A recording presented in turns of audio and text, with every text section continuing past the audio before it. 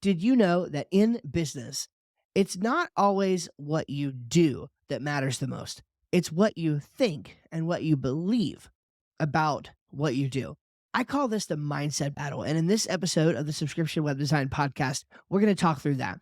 5 keys to actually winning the mindset battle that you face in business. This is the toughest part to get right, but if you can actually get this right, it will make the biggest difference, arguably, in your business with how you actually wake up and attack each day. I like to make a joke that I am kind of like a flamethrower. When I wake up in the morning, I've got my flamethrower, I turn it on, and I'm just ready to burn down everything in my path. But the danger to that is that flamethrowers tend to be good at destroying things, not as good at building things. So we do have to have some self control and actually guide our motivation into a particular direction. And, maybe you're not like me. Maybe you're not motivated like I am, or certainly you're probably not motivated by the exact same things that I am. But wherever you are, if you're going to make it in business, you have to have a tough mindset.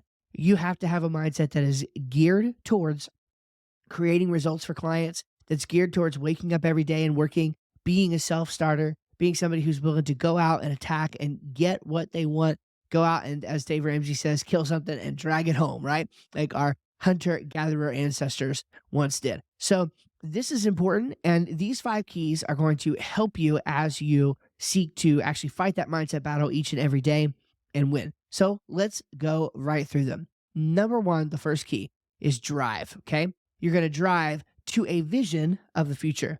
Okay. That's key number one. You're going to drive to a vision of the future.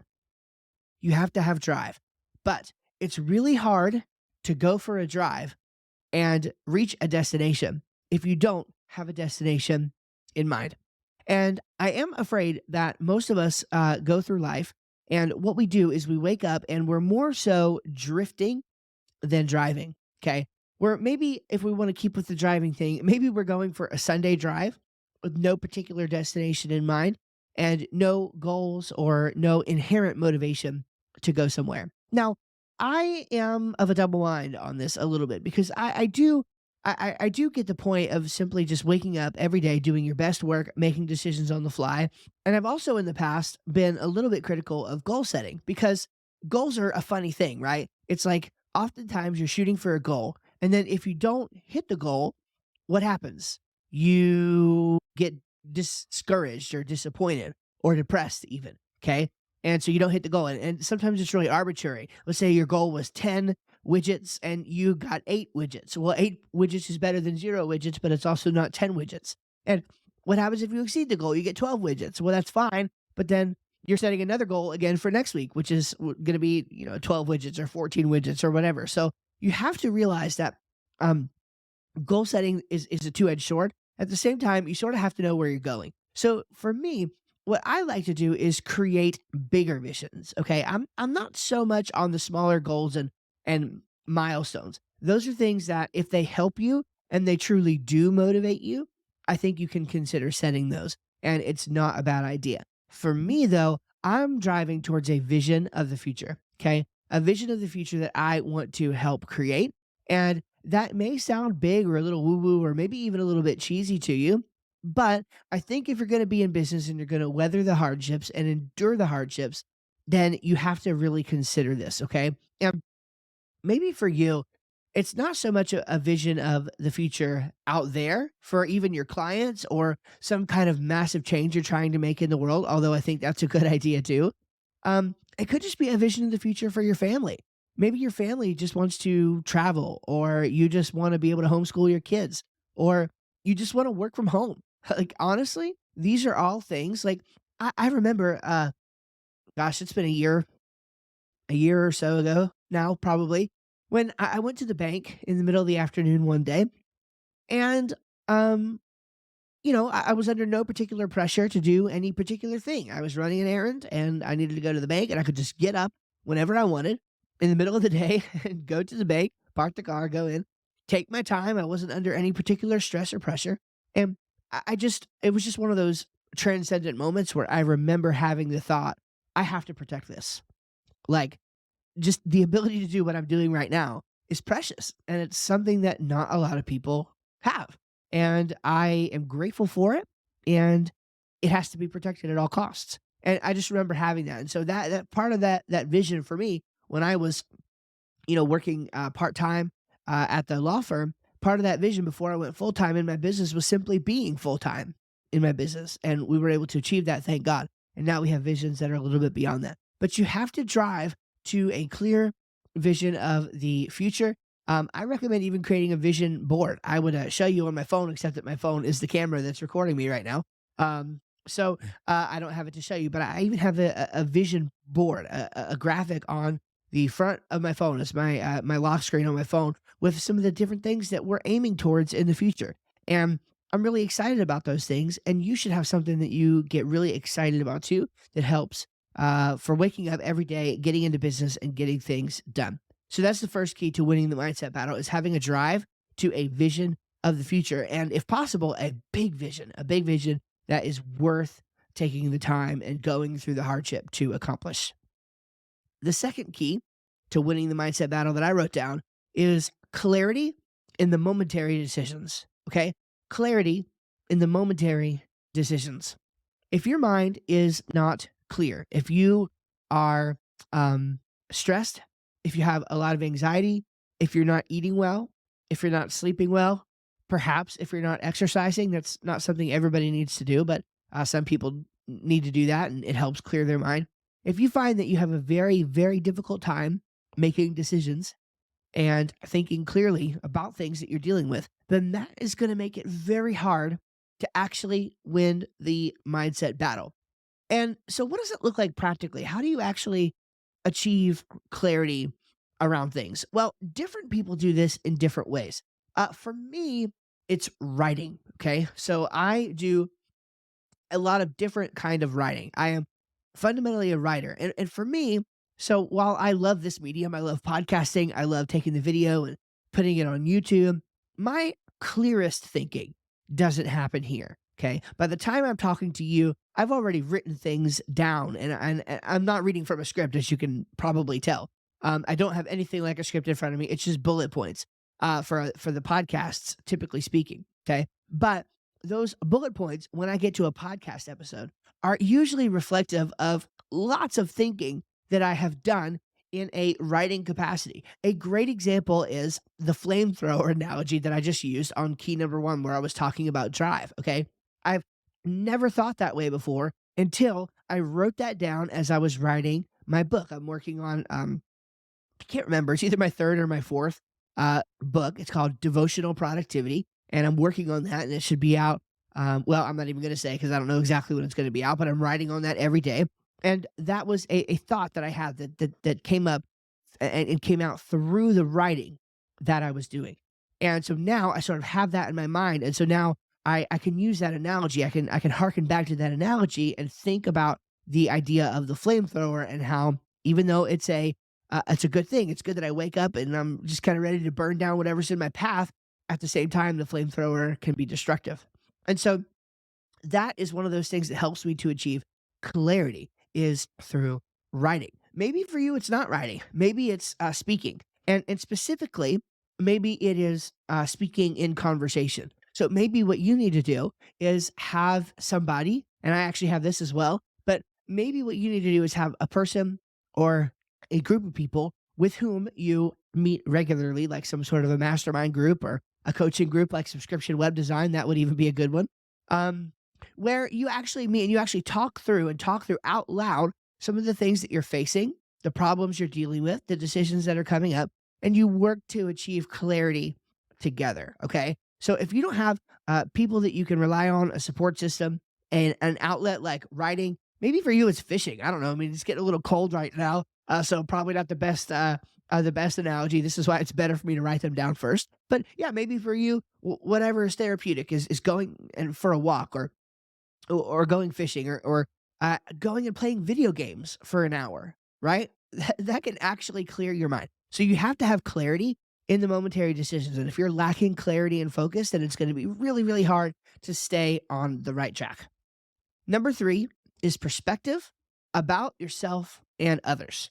Perspective about yourself and others. There is a writer from the 1900s called Napoleon Hill, and he is part of what is often called the New Thought movement. And I have my list of agreements and disagreements with some of the stuff that has come out of there. But for the most part, I like it, and I think there's some useful things that are true about psychology that you can sort of glean from what they teach. Okay, not everything, but some things. And one of the things that this guy Napoleon Hill taught, by the way, his book is called Think and Grow Rich. You've probably heard of that book.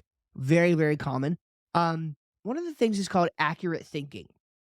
He's really big on this idea, accurate thinking, even though people normally don't attribute this to him because, full disclosure, people typically think of his work and others like him as being woo woo and like, kind of wishful thinking more than accurate thinking. But that's not true. He was very much upon accurate thinking, on this idea of thinking of yourself and others accurately and placing things into perspective. Okay. So, what are some things that you can do? Well, what about goal setting? Let's go back to goal setting for a minute. Okay. If you set a goal that is unreasonable, not necessarily out of reach, but unreasonable. For example, is it possible that you could make $50,000 in the next 2 weeks?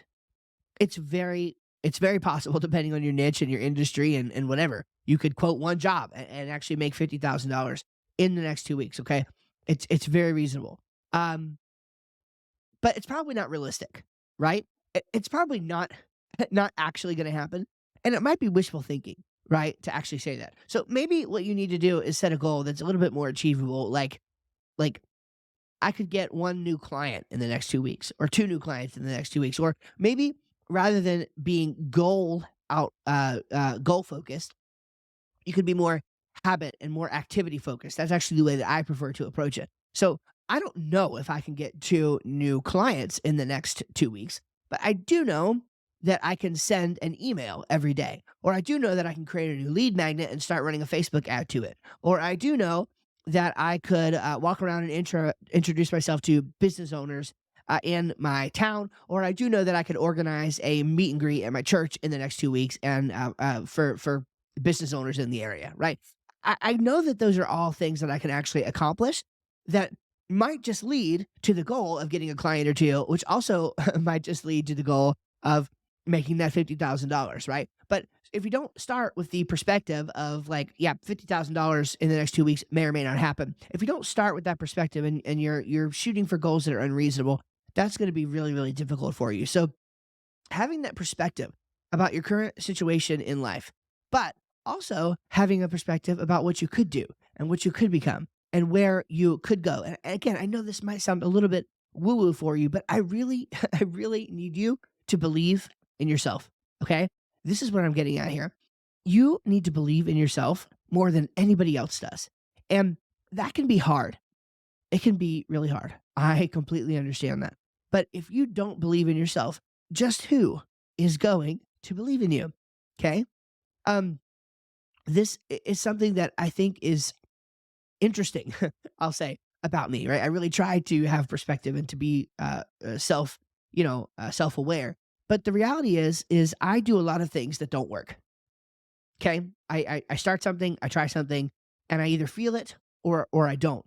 Or I see that it's starting to work and there's some traction here and I can go this direction and grow it a little bit more or not. Right. That has happened a couple times. Like for example, one business that we have is in the music space, and it has taken a long time to start seeing some traction. But like just now, it's really finally starting to like the gears are spinning, and it's been 3 years of lots of work and lots of thought and lots of hardship. But like the gears are spinning on that, and the flywheel is just starting to turn a little bit faster, and I can really start to see some things are starting to take shape. Okay, the same thing.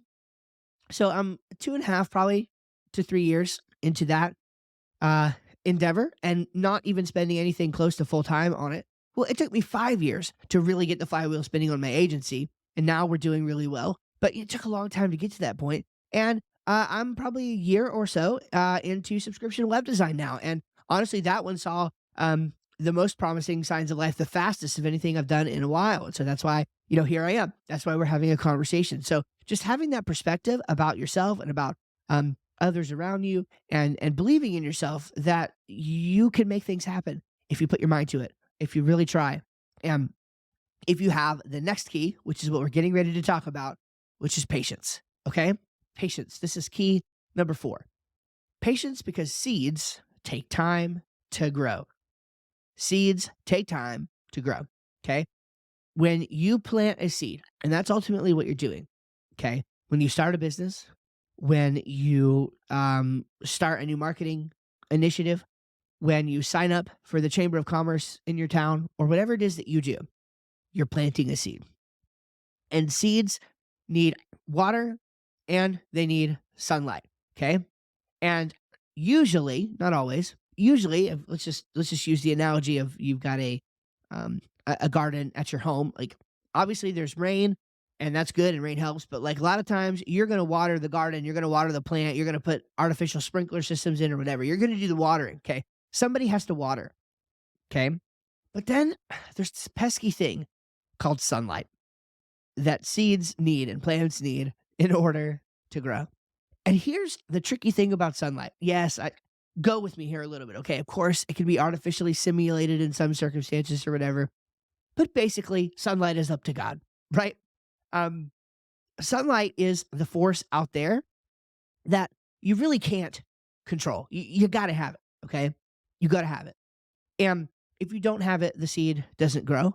But here's the thing about it, it takes patience, okay? Because you don't control it. So there's a piece of this that you do control and a piece of this that you don't control. And because there's a piece you don't control, you have to have patience, okay? And with the patience, I would also kind of say consistency. Consistency is more of an action thing, it's less of a mindset thing. And we've already talked about the drive and the clarity. Those are sort of the mindset aspects of it, but it's important for you to understand that consistency and patience go hand in hand because you don't just do one thing and then wait. Typically, you do one thing, you do the next thing, you do the next thing, you do the next thing, and you're waiting in the doing. That's why you're watering and waiting on the sunlight. And when it all comes together, then the seed sprouts and the seed grows into a healthy plant. So it does take patience to see some of this stuff work. You have to have some awareness on whether a marketing initiative is actually going to work for you long term or not. And maybe you turn that off so you stop putting money to it. Or maybe you've tried to build websites for a particular niche and that niche is no longer working out. And so you need to pivot into a different one. So these are the kind of things you have to think through. But working in the patience and embracing the patience and the time it takes for some of this stuff to work, the process itself, allowing that to work is really going to be key. And then the last and final key, the fifth one to winning the mindset battle is camaraderie because nobody makes it alone. Nobody makes it alone. We hinted at this a little bit earlier, but the fact of the matter is, this can be a lonely job. Okay. This office here that you see of mine, this is where I spend the vast majority of my time. Fortunately, my wife is also a business owner and she does graphic design work. And so we speak the same language on a lot of this stuff. And obviously, she's my wife. So she's a fantastic conversation partner anyway. And so we get to have really cool conversations about this stuff. And that helps. But you have to have some camaraderie. Have a couple people. I've got two that I'm thinking of right off the top of my head that I meet with on a three that I meet with on a fairly regular basis just to talk business stuff in general, to talk about what we're doing. And they are in web design as well, all of them. Okay. And so we can talk about this stuff. We're not going through it alone. Of course, it's been completely helpful having my subscription web design mentorship group because these people are doing life with me on the regular basis and me with them. And we're chatting every couple of weeks on our member calls and we're providing that support and that camaraderie to one another. I'm also a member of a mastermind group for Christian businessmen. And so we meet every single Thursday and we have conversations about where we're at in our businesses. And our businesses are all a little bit different. So we get that outside perspective as well. So camaraderie is big because you're not going to make it in this game all alone. It doesn't happen like that. And even if it could, man, everything gets so much better when you're teaming up with other people, you're working with people, you are having those conversations. I recommend having conversations with people who are life giving and not life draining. There is a difference, and it can lead to all sorts of things. It can lead to collaboration and more business. It's not even just, hey, we're going to get together and talk. It will actually lead to really, really great things. I've done business with all of the people that I'm talking about. And so, It's a really, really great opportunity. And so you need to find some camaraderie. And I'm an introvert. I'm not even the most extroverted person by any stretch. But even I recognize the importance of camaraderie. And so if I didn't have those relationships to lean on a regular basis, I would be lost. So that's it. These are the 5 keys to winning the mindset battle. Once again, drive to a vision of the future, clarity in the momentary decisions, perspective about yourself and others, patience because seeds take time to grow, and finally, camaraderie because nobody makes it alone. Hey, if you enjoyed this episode, please tell your friends about this podcast, your web designer friends, your marketer friends. Like it, subscribe to it on YouTube. And if you want to do this and you don't want to do it alone anymore, you're tired of the feast or famine cycle, you want to work on this mindset stuff, you want to cultivate a life and a business for you and your family that takes care of things and helps you live the life that you want, I would encourage you to join us over in the Insiders program. That's what I've started calling it at subscriptionwebdesign.com. At the very least, come over there, sign up for the email. It's right there. It's a big box right on the homepage. Sign up for my email list because here's what's going on there. Number one, you're going to get a training that I did, an exclusive 5 models training that's going to teach you about the 5 models of subscription web design.